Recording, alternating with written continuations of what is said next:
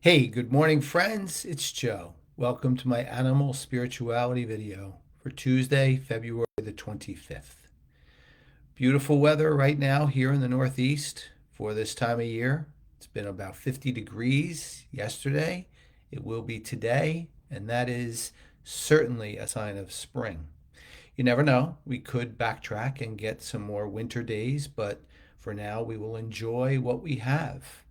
And certainly, I like to see the animals, especially our dogs, enjoying this nice weather. Quick update on my mother, who's still in the hospital.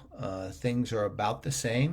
I go there daily, see how things are. You can only do so much, as I always say. I don't have the ability to be the doctor, certainly, but being there, trying to find out what I could do is what I try to do each day. And we're hopeful that she'll come home soon. So I appreciate everyone's concern and prayers.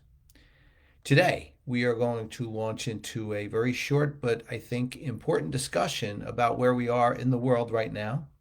We're in a place where we all need to fortify ourselves with spiritual characteristics. We all need to fortify ourselves with becoming a better individual, doing more for others, reaching out compassionately, and realizing the priorities of life. No better way to do that than the animals we share this planet with. I say it all the time. And today I want to share with you a project that I have been working on, not as much as I'd like to, but I hope to pick up the pace soon. You may be familiar with the number seven in the Bible and elsewhere. The number seven is known as a number of perfection. And just by some coincidence, or maybe not so much coincidence, I have seven characteristics, seven attributes for us to work on, and a species of animal for each one that will help us. And many animals I've met along the way to talk about with stories, illustrations, and inspiration. And today I just want to tell you the species of animal, the attribute, the characteristic that we would hope to improve upon.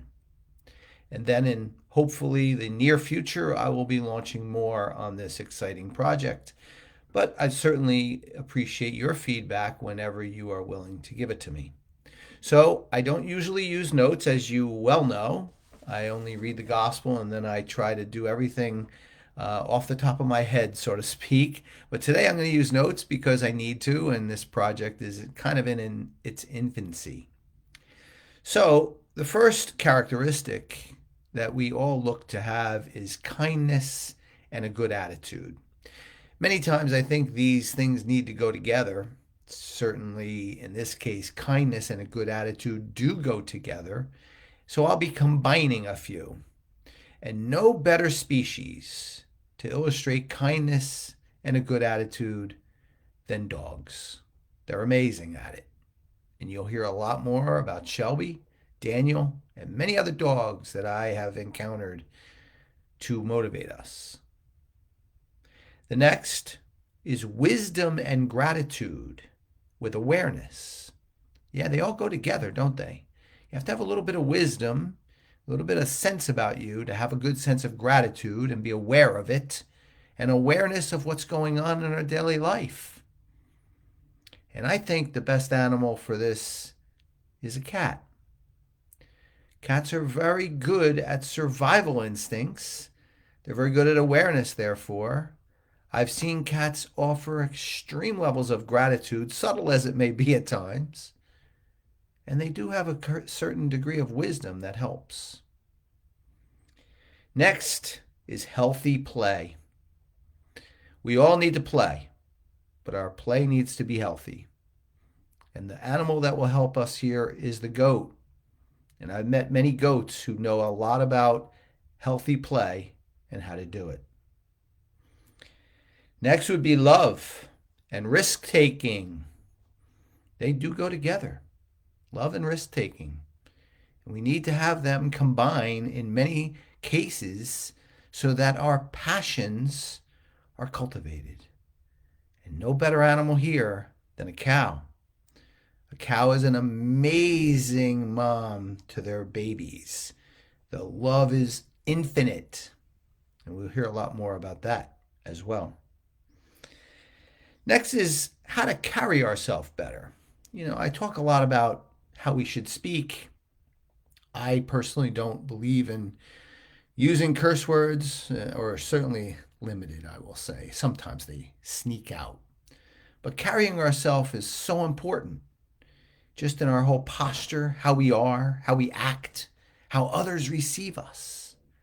And no better animal here than a horse. And you'll hear a lot about horses that I know. And then there's continuous learning, not just learning and finishing grade school, high school, college, whatever, but continuing to learn. Every day, there's something to learn. And that is a blessing. And no better animal here than a pig. And I've met many pigs, and they're very smart, they're very sentient, and they have a strong desire to keep learning. The last, but not least, as the saying goes, is effective connecting and communicating. Connecting and communicating. And to keep you engaged, I'm not going to share the species. I'm going to ask you to guess. Please guess in the comments on this video of what species you think is best at connecting and communicating. And I promise I will give the answer later on today. Those are my 7 animal spirituality, wisdom-seeking individuals who will really enrich our lives in the coming months and years, because this is a project I'm going to dedicate myself to. I want to thank you today for listening in. I welcome your comments and your thoughts. And as I always say, I appreciate you being here with me. I want to wish you all a wonderful Tuesday, and I hope to see you back here on Thursday for another scripture reflection.